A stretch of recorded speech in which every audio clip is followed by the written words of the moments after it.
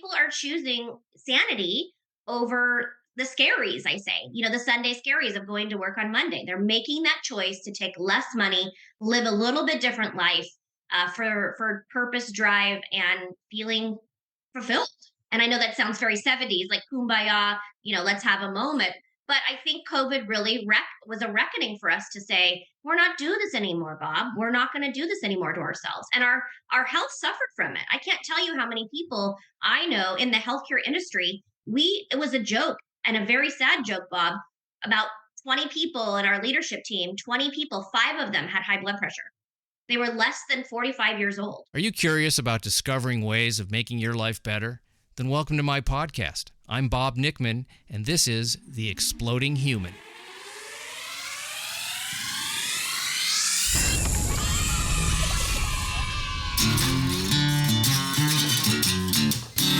Listen in while I talk with all kinds of people in the fields of personal growth, health and healing, alternative therapies, psychology, spirituality, environment, and the future. I'm looking for those answers that make life better for everyone. You'll meet cutting-edge practitioners, doctors, artists, filmmakers, business people, and those who have overcome challenges. The brave, the curious, anyone who is out there helping us humans to explore, expand, and explode. Hey, welcome to The Exploding Human. My name is Bob Nickman. My guest today is Hannah Austin, and we're going to be talking about job burnout, how to prevent it, and how to thrive in the workplace. But first, I'd like to invite you to visit my website at theexplodinghuman.com. Over there, you can listen to episodes, read synopses, see photos of my guests, and a little bio on myself. There's also a YouTube channel where you can listen. That is The Exploding Human with Bob Nickman. As I said, my guest today is Hannah Austin. She has a company called SheShaters, where she works with corporations and individuals in preventing job burnout and managing teams so that people can thrive in the workplace and feel useful and productive. She had a long career in healthcare management, and eventually she burned out and was very depressed. And she used her knowledge of her own situation and what had happened to her to create a company which helps others. So here we go. This is Hannah Austin. Morning, Hannah. I'm so glad you're here, and looking forward to talking about corporate burnout, job burnout, how to balance those things. And I know you're a pro on this, so I can't wait to find this stuff out. Thanks. I don't know if I want a gold medal for being the pro of burnout, but I'll take it. Yeah, well, it's an issue. I mean, a lot of people just say they go to work and they can't stand it. They don't like their boss. They don't like the way, or even if they like their boss, they don't like the way the company is run. They don't like the way they're treated. They feel misunderstood or underappreciated, which I understand. That's a crummy feeling. To go someplace just for money is a lousy feeling. It really is. Yeah. And I know you worked in healthcare, so I'm sure that was a really good example of, it's gotten very corporate over the last couple of decades. I started my career at the age of 21. So I was very, very young, right out of college, and chose healthcare just based on my passion. And I loved geriatrics. I spent most of my summers in Minnesota at our lake cabin with my grandparents. So I just loved working with the geriatric elderly population. And so I was vibrant and ready to go at 21 years old, super excited, and managing the largest assisted living in the state of Oregon. At 21, had about 50 to 100 employees that were all significantly older than me. And I took it on as a challenge, was super, super excited. But quickly did I realize that experience and education are two very different things. And it was really important to really get in line with my staff side by side so that they knew that I wouldn't ask them to do something that I wouldn't do myself. From housekeeping to maintenance to anything, I wanted to know specifically how their job was day to day so I could be a better manager and leader. So that served me well throughout my 20-year career. Where I crashed and burned was when I lost sight of what brought me to the field in the first place and lost sight of taking care of myself before I took care of anyone else. That makes a lot of sense. So did you stay at this assisted living for that long? No, it was just no. Yeah. It was the beginning of my career, was a doorway. My ultimate goal was to work at a health system called Kaiser Permanente, nationally known, very accredited.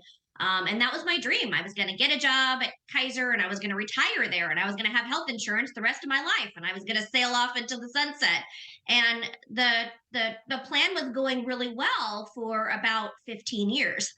And when I actually got my dream job at Kaiser Permanente, little did I realize that I had already created systems, processes, bad habits in my life from my previous decade and working in a 24-hour operation that I just never really stopped and paused and took a breather to figure out, is this still what I want to be doing 2 decades later? I just kept going on a track of the shoulds, right? Many of us should be, getting promoted or should be buying a house or should be doing this or should be, all of these shoulds in our life that are preordained for us based on society.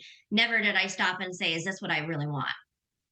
Yeah, there's a temptation to plug into something and just do that track because it's easier in one way because you don't have to think about the things you're bringing up now.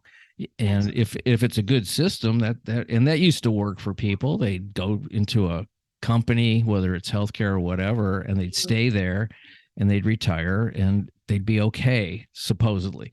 Yes. But things have changed quite a bit. And the more my view of it is the more corporate, which means more rules and more narrow thinking, makes it difficult for people to feel useful and important. Right.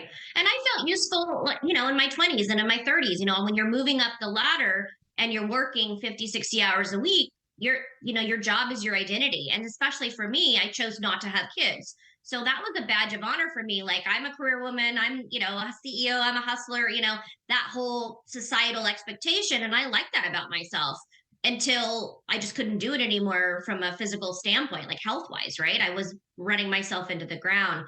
But I really love my job, Bob. Even up to the end when I retired or I chose to retire, I loved my job with the patients. I loved my staff. What I didn't love was the politics, to your point. And I think in healthcare, especially, it's a highly regulated area. And I know it needs to be for safety for all, but there still has to be an arm for innovation, development, and changing the patient care pathways or changing our society in healthcare in general, because it's not working, Bob. I mean, you saw with COVID, it's not working. Yeah. And I wonder if how much of it is just this idea of some kind of efficiency, which may or may not really be true, but the idea of being efficient is the best way to make money, and to back off a little bit on this idea of efficiency and make it more human, thereby increasing efficiency. It's sort of a catch-22, because if you're making people uncomfortable to go to work, they're not going to be as productive. They're not going to be as happy about it. In an organization, there's systems, there's processes, there's regulation, there's people. And being a manager for 20 years, especially starting at a young age and ending, so starting at 21 and ending at 41, right, of that part of my life, really understanding the power of change is in the balance between processes and people. And I think a lot of, during COVID especially, the people window literally was not looked at all. We were just trying to stay alive. So I think people panicked, and then they glean more towards safety protocols, systems, and the people get lost in the shuffle. And being in middle management or upper management, when you're having to choose between enforcement and keeping people alive versus keeping people happy to come to work, it's a real dance. And when you're a manager, you're alone and you're burned out, can you imagine trying to uplift and manage and balance those two scales? It was a dance and it was a challenge. And for a manager that actually really loved her employees, I mean, I really, truly do. Some of them are still in my life today. It was a really hard choice to say, we need to really shift our focus to safety, and you need to work that shift, even though your life's falling apart. And I struggled with that, Bob. I really did. It was hard. Yeah. And when you're talking about working 50, 60 hours a week, I've done that in some of the jobs I've had. And I understand like the reward of the work itself. It feels really good. But at the same time, you don't have a personal life that's manageable because you feel so stressed in the little bit of time that you have for yourself that you're chipping away at that part of yourself that needs to be taken care of a little bit more. What do you Absolutely. yeah, I mean, why are not why, but 50, 60-hour weeks does not seem reasonable to me, and it didn't when I was doing it. Yeah. And I think the other piece is, I was a very efficient person. So not only was I efficient, but then I'm also working 50, 60 hours a week. And the joke was, Hannah, you do the work of three people. Well, that in alone should have been my supervisors, my organizations. Aha, we're having a woman that is heading to crash and burn. And that's what I teach people now in organizations and leaders. I say, those people, women, men, whoever, are working 50, 60 hours a week and they are the ray of sunshine in your organization. You need to be vesting in those people. Are you asking them if they're okay? Why do you keep piling on projects those people that are doing great work so they get more work? That is not a reward. That's a punishment, right? And not a long-term solution. And so really training managers, leaders, corporations to say, let's take a look at your bench, right? Your roster of people, and who are your superstars and who are your people that really we need to be investing in right now.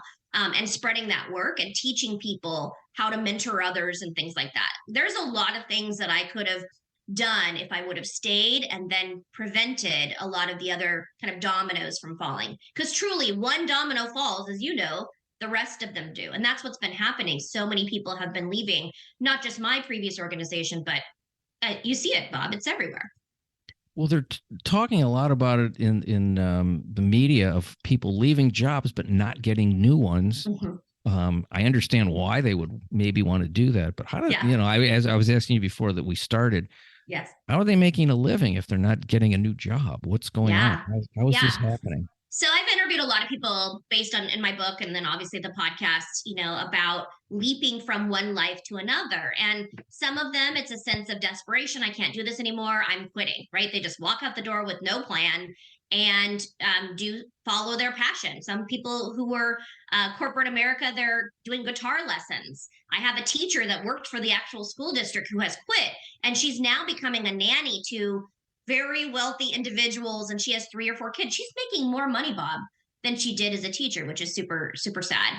I have a physician who I worked with at my previous organization who has made the decision to leap and quit. And he's starting a podcast, going all in, doing what he does best, coaching physicians. I mean, he's not making a medical salary, but he said, Hannah, I've never been more present in my life. I'm hiking on the weekends. I've got myself back. And Bob, people are choosing sanity over the scaries, I say, the Sunday scaries of going to work on Monday. They're making that choice to take less money, live a little bit different life for purpose, drive, and feeling fulfilled. And I know that sounds very 70s, like kumbaya, let's have a moment. But I think COVID really was a reckoning for us to say, we're not doing this anymore, Bob. We're not going to do this anymore to ourselves. And our health suffered from it. I can't tell you how many people I know in the healthcare industry, it was a joke and a very sad joke, Bob, about 20 people in our leadership team, 20 people, 5 of them had high blood pressure. They were less than 45 years old. Well, it almost seems like you have to come to some kind of realization that the amount of time you're putting in usually translates to more money. And maybe that more money doesn't really work. Then you can back off, like this physician who's probably not, like you said, he's not making as much, or the guitar teacher. Simplifying of somebody's life became more important. I think that was one of the upsides of the pandemic, was that people went, what's important? Mm-hmm. And that's really kind of the first question. What is the order of importance in your life that helps you to decide what you're going to do with your time? Because you're given basically 3 things when you're born. You're given a body. Hopefully it's in good shape. Most people's is, they're healthy. You're given an unknown amount of time, and you're given some kind of an inner spirit, let's say. So there's really only 3 questions. How do I take care of my body, my physical health? How do I spend my time? That's who I'm spending it with and what I'm doing. And how does that impact the way I feel inside? Yeah. And, the challenge is, Bob, that sounds so easy, right? Doesn't it? It does, because just having three components, right? Where it gets scarier, and as I've unpacked my three things or three elements, has really been all the shit, pardon my French, that we have had throughout our lives in our teens, our 20s, our 30s, our 40s, whatever societal expectations, wherever we live, based on our parents, what we saw them do. There's all this like layers of armor. I think of myself kind of as an armadillo, as like the true Hannah is the little body in there, but it's the societal expectations, it's the jobs that you have, it's those experiences that reinforce who you are as an individual, the choices that you make. That's why I think, Bob, in people's 40s and 50s, they say they have this midlife crisis, because it's like the armor's too heavy. I want to shake this off. It's not I want to buy a sports car or have an affair. It's I don't know who I am. It's not aligned with who I am. And I think, it's okay to shake off that armor, and it's okay to say, I need to focus on my body. I need to focus on my health. And who was that 7-year-old boy in Bob? Who was that 7-year-old girl in Hannah that loved to create, loved to dance, loved to talk with people? Whatever that is, that was kind of your joy. What was that? And when you strip away, a fancy car, a fancy house, the white picket fence, Republican, Democrat, whenever you strip away all of that stuff that doesn't matter, and you look yourself in the mirror, who is that person? And that's the reckoning of self. And I think that's the response and the answer is going back to your three things: body, mind, and heart. Now, when you work with management teams and corporations and helping them with this, how do you start? And what is you must get some kind of, well, obviously they wouldn't come to you if they didn't know there was a problem, but yes, I'm sure there's people within that or every of those organizations that push back on it and go, but yeah, if we do that, then what is that like? How do you break through that? I do a variety of different things. I mean, my favorite thing to do is be hired as an internal coach. So I basically go into an organization, do a full body scan. I say, Bob, I go in and I just have this. I've always been very good at walking to a team, and literally within half a day, I'm like, oh, yep, that person's going to make it. Oh, yep, no, that person's not. Like, it's like a Queen's Gambit, but for leadership teams. And then I meet with the executive team and I say, what is your goal here? What do you really want me to do here? Do you want me to do conflict management?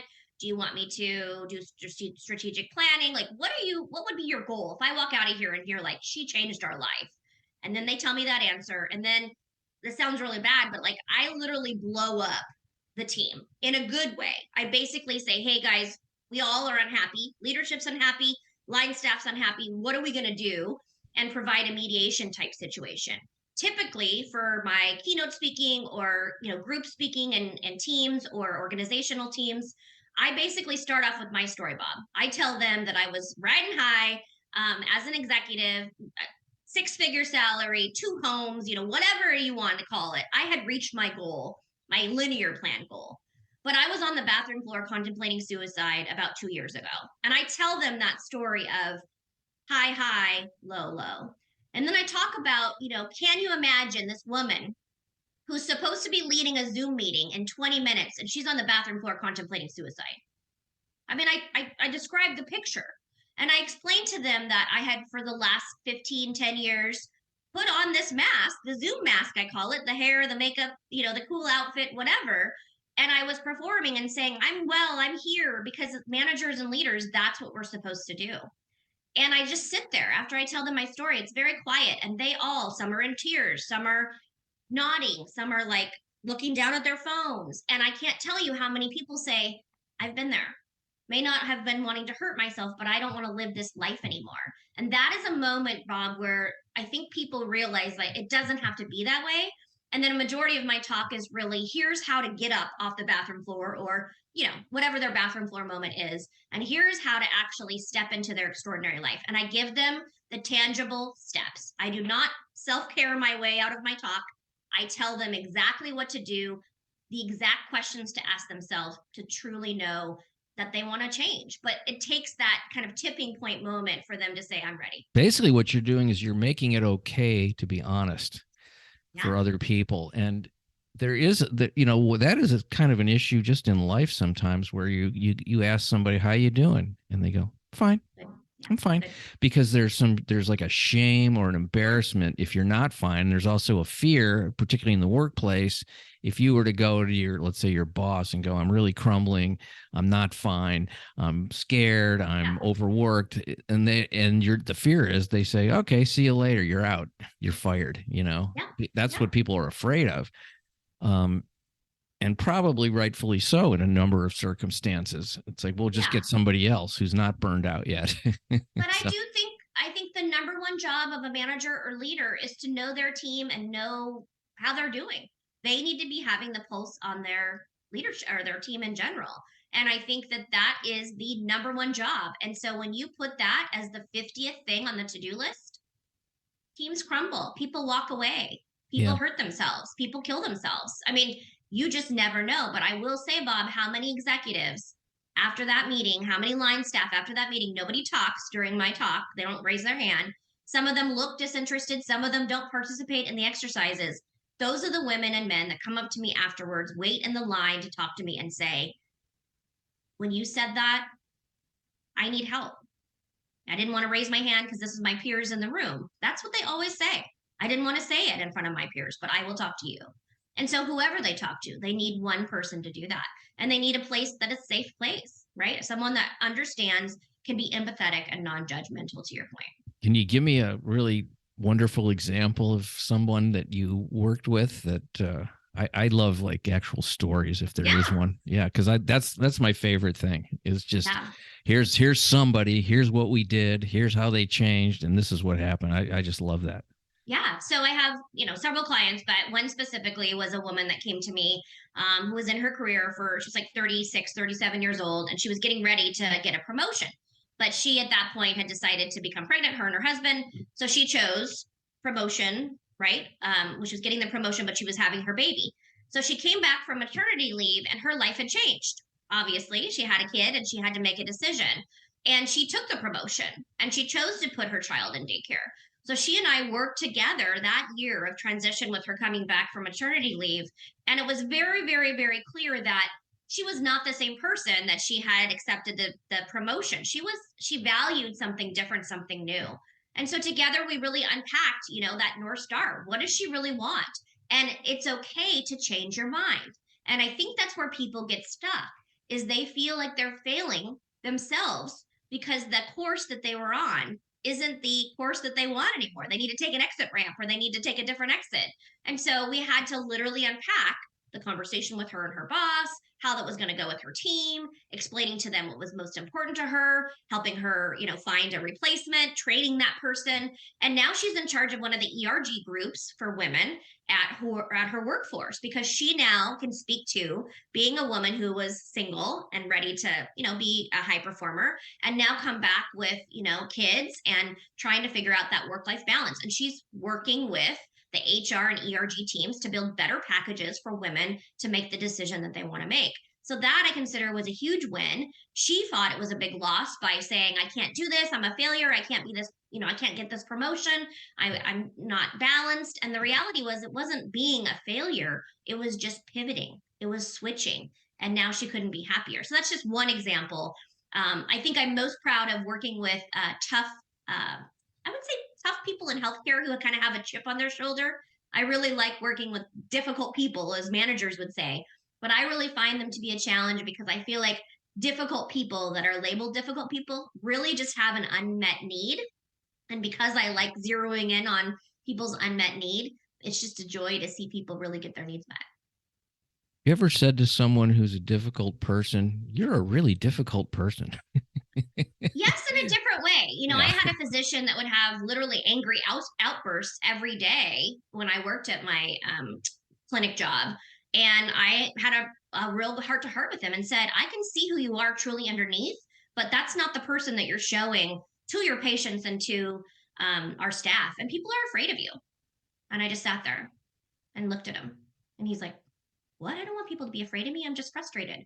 So I got him, this is kind of funny, Bob, a kind of plastic punching bag, one of those kids have. Sure. And I put it in his office. And I said, when you're ever feeling a sense of rage or frustration or whatnot, you close the door, you go in your office and and I even put signs of different things that he was frustrated. He could punch the little plastic bag.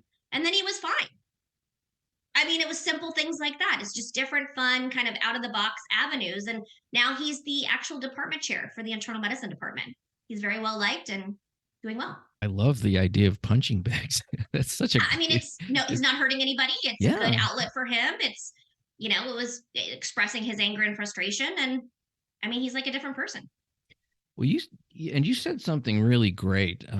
It's so simple, but I guess some people just don't realize it. But you said it's okay to change your mind. Changing your mind is not, like you say, it's not failure. It's just changing your mind to what works. It's like if you went to the store to get a certain type of apple and you decided you wanted to try a different apple. Are you a failure? That doesn't look good to me right now. I want this. I failed in my decision to pick the right apple.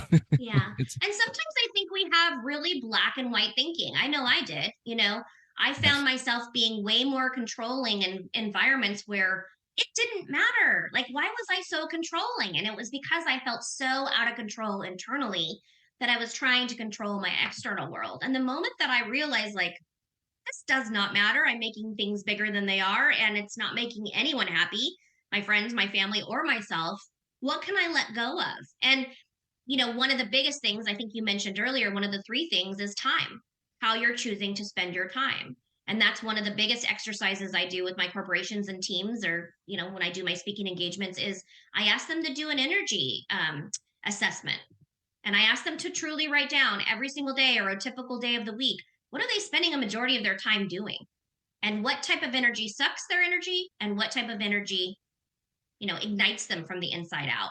And then we figure out pathways and ways to, tap into more positive energy and let go of the things that truly don't matter or outsource them. The feeling of not having enough time to do the things you want to do it's an awful feeling. And I remember being in a place making the most money that I had made, or roughly close to it. I was working 50, 60 hours a week. I had children, little kids, a house, the whole thing.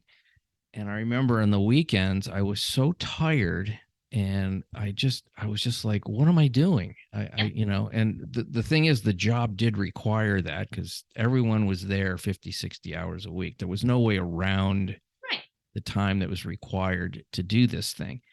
And I did love the work. So it was a really, I just remember telling my wife, I don't have time. I can't breathe. It's one thing after another all day long, every day. I come home, I'm tired. I get up, I'm tired. I want to be with my kids and I'm missing them because I'm putting in so many hours. And then when I'm home, I'm kind of tired and it's like draining. It was a period of maybe 10 years where I was like, is this worth it? I mean, it was worth it, but it was tough. It was tough.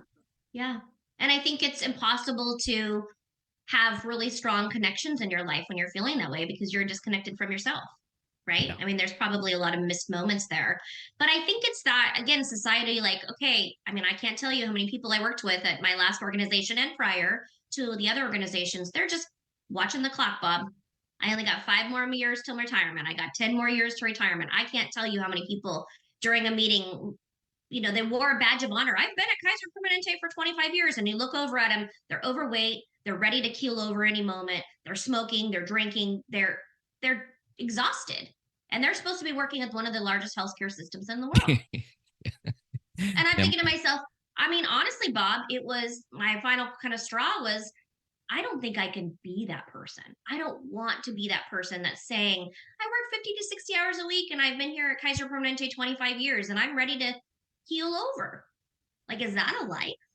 I mean, it's a life, but is that a life worth living? If your health is being compromised, then no. What's the point of doing anything really? If your health, because everything comes from that. It starts, if your body and mind are messed up, how are you going to enjoy retirement if that's the goal? It's like, oh, now I got to go to 15 doctors and take medications. And tell me about your organization or your new company, SheShaters. I love the name of it. What a great title. I don't even know what it means, but I love it. I'm assuming it's empowering of Yes, some yes. kind. Yes. Hopefully, yes. So, when I left Kaiser Permanente, I'll be fully honest with you, I didn't have a plan. And it was the first time in my life I didn't. I had always been like, okay, I'm going to get a promotion or I'm going to go get my MBA. There's always a plan for myself. But this time, Bob, I took a leap of faith and I bet on myself that I was going to be okay. And so during my time off, my retirement per se at 41, I was bored out of my mind. I'll be fully honest because I had been working 50, 60 hours a week with two cell phones since I was 21 years old. And so I didn't have two cell phones anymore. I had one and it wasn't ringing because no one needed me anymore. So I really had to take that time and figure out what am I going to do next? Because I can't just sit around eating bonbons all day. Like I'm 41, I'm still young. So I just started talking with people, reconnecting with people because I hadn't talked with anyone. We were all lonely and being in COVID and just asking them, like, what am I good at? And what do you experience? And I asked them three questions. How would you describe me in 3 words? If I could do any job, what job would you put me in? And then what were my kind of missed opportunities? What were things that I could have done differently? Or something that you always thought, gosh, I wish you would have XYZ. And I sent this email out with 3 questions to people I loved, cared about, frankly, worked with, but didn't, I wanted their feedback. And I didn't think I'd get any response, but the response I got was overwhelming. You'd be fabulous in your own company. You've always been a straight shooter. I can always trust you. You're very accountable. You're very innovative. You need to start your own company. And that was the overwhelming, like, you need to be a leader. You need to be an innovator. And so I just started talking to more people and they said, we really need help with burnout prevention resources. Like, what would you have needed at Kaiser Permanente to stay? Or what would have helped you? So I just started building things, Bob. I just created in front of my computer documents and I created this toolkit for families and for women initially, but then I had a lot of male physicians that I had worked with come to me as coaching partners and just started this coaching practice. So I started, building my products. Then I started doing coaching, and then a women's group said to me, "How about a podcast?" So I thought, "Oh shoot, I don't know how to do that." So I googled how to start a podcast. I took a class and started the podcast. Uploaded it to Apple and Spotify and all the groups, and then we had 10,000 listeners within I think a year. And then they said, "What about a book?" I said, "Let me think." So I started a book writing course through Georgetown University, and they teach you how to write a book.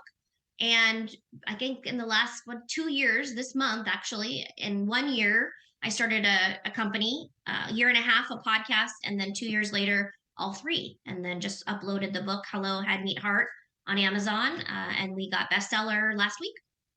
Oh, fantastic. It's called Hello Head Meet Heart. Yes. Great title. Thanks. You're the master of titles. I like a catchy title. Let's put it that way. But SheShaters, you get those people who are critics that say you work with men and women. Why do you have SheShaters? And for me, it was really about, in order for me to truly find myself again, I had to break through all of that armadillo armor, right? I had to shatter the woman who I formerly was and put back together the pieces that I really wanted to keep.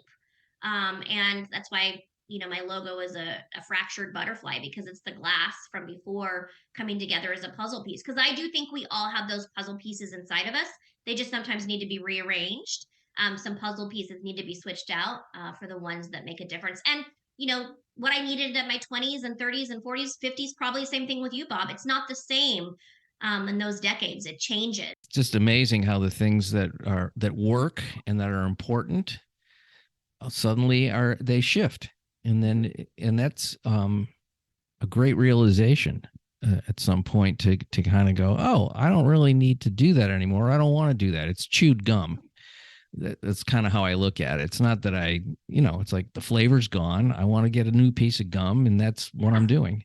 I'm doing a lot of food analogies today. Also about the external piece, right? I mean, how many of us have turned to external factors to try to make our life better, when really what we're searching for is just a quiet moment to say, what do I really want? And then following those kind of stepstones to that, right? To your North Star.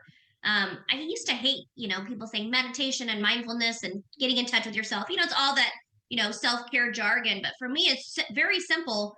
you make a couple right turns back to yourself and you ask yourself the questions that you really need to be asking yourself. Am I healthy in my body? Am I healthy in my mind? And am I healthy in my spirit? And I don't think, which is part of the reason why I wrote Hello Head Meet Heart, I don't think often our heads and our hearts are connected. That to me has been the biggest challenge to get those things to meet. I have a tendency to be in my head way too much and less in my heart. You seem like you're probably a similar type of person, like an A-type personality, if we're going to label. Yep. Well, and I think I call myself an A- personality because all my life I wanted to be an A+, and I think the pursuit of being an A+ is what led me to where I am. Meaning that if you want to be an A+, you are going to crash and burn time and time again because there is no such thing. I am fine being an A- in that I'm growing. I'm growing every single day because if you don't grow, you're literally dead inside, right? You're stagnant. So you have to keep moving and you have to keep learning and growing, and that is okay. In fact, it's paramount. One of the questions I asked myself was, whatever I did next, I want to make sure that I'm making a big impact for the world, people, one person. Let's just start with one person. And then if the story resonates, then I believe that the message and the movement will happen, right? If it's a good message, if it's something that resonates with people. I think the other thing that I really ask myself is, how am I going to make sure that I don't burn out again? Like, am I going to identify my triggers to make sure that I'm not back on the bathroom floor? I'm not where I was before. Because it's like, workaholism, alcoholism, I was addicted to work. And so how can you stop that cycle?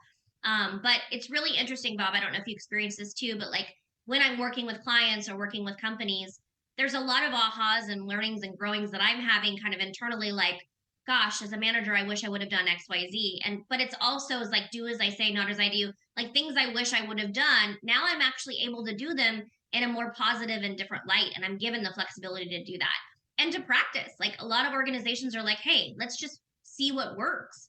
And I'm like, this isn't a crazy and innovative idea. Are you up for it? And they're like, yes, let's do it.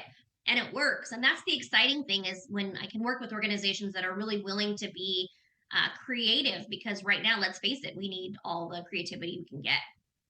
Well, that's a really interesting point. Let's see if it works.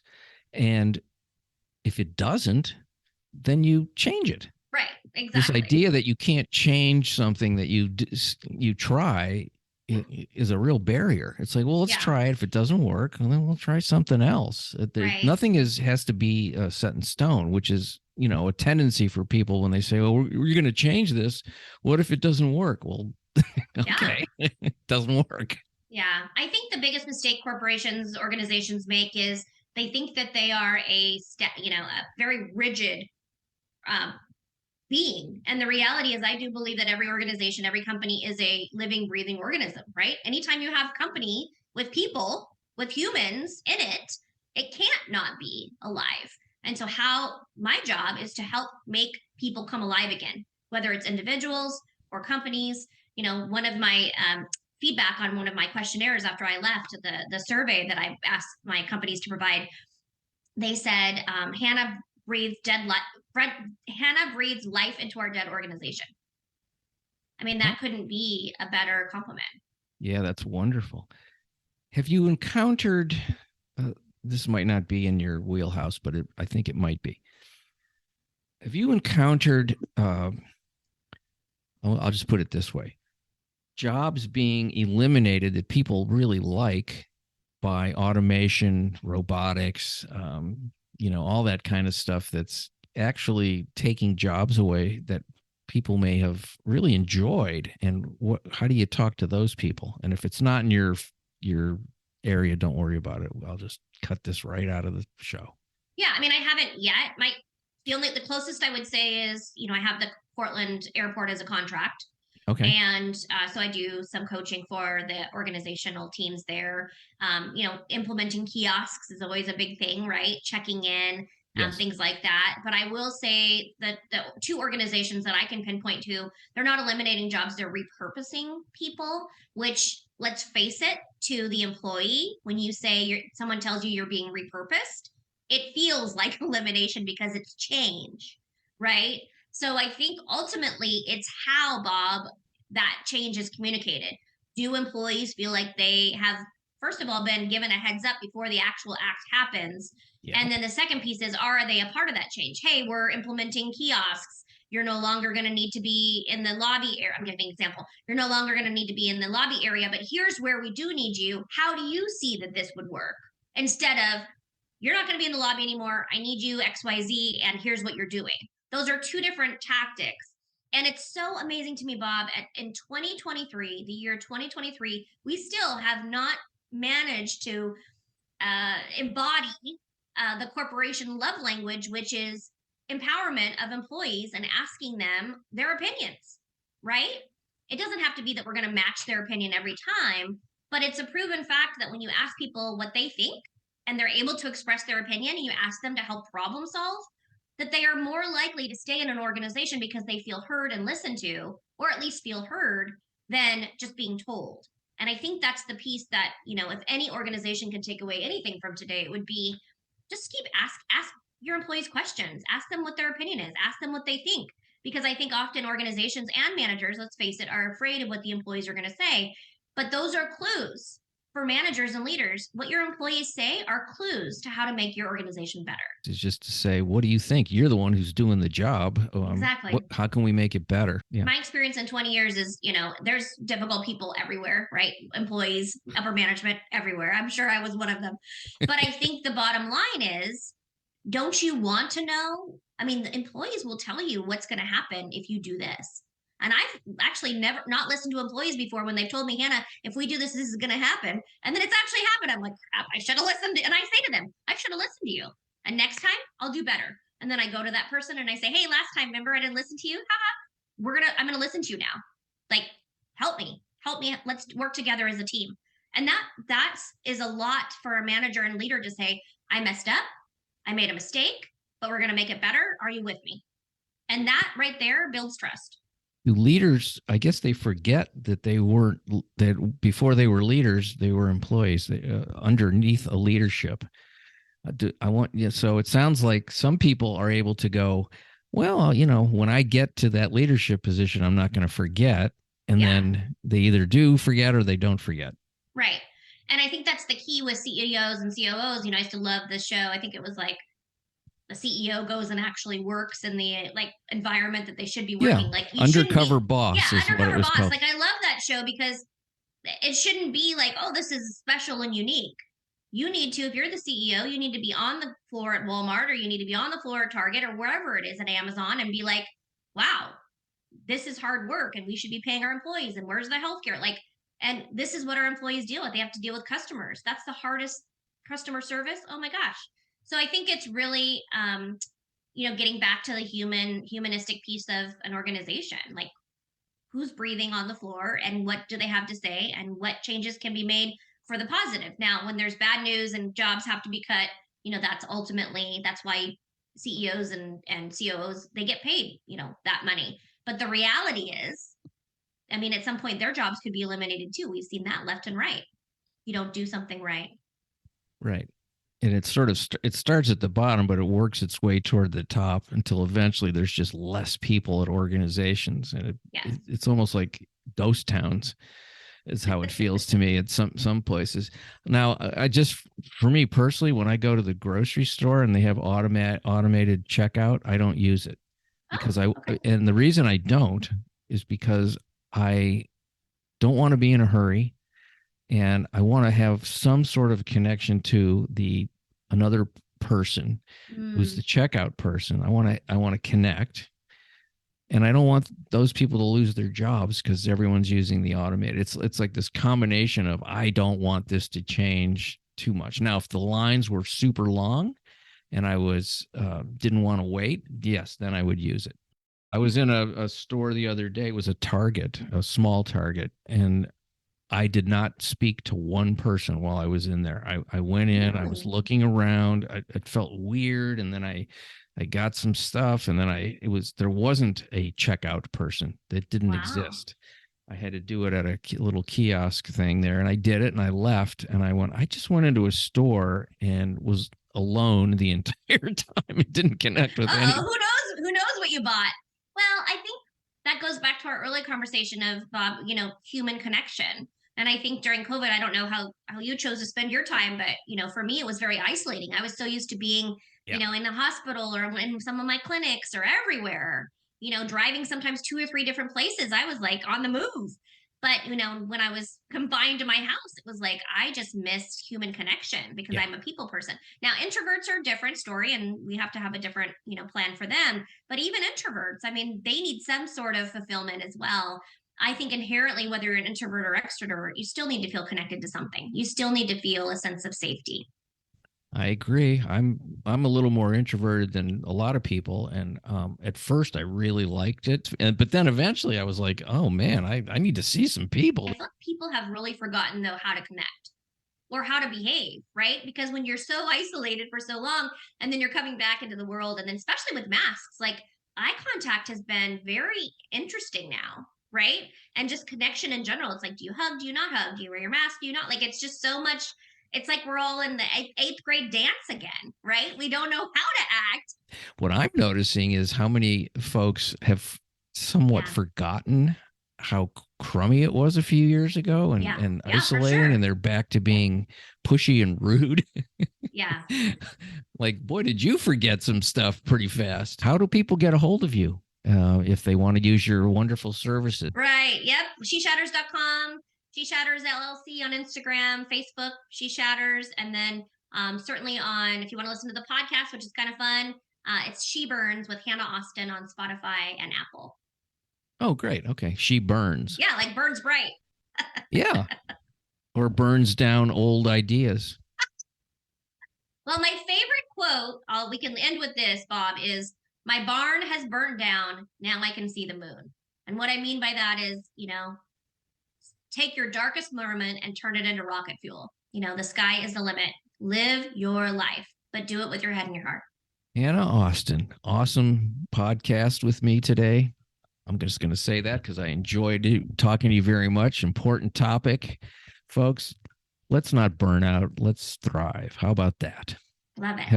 Have a fantastic day. Thank you so much for your time. I really appreciate it. Thanks, Bob. Much appreciation for you folks listening to The Exploding Human. Check out the website, theexplodinghuman.com, the YouTube channel, The Exploding Human with Bob Nickman.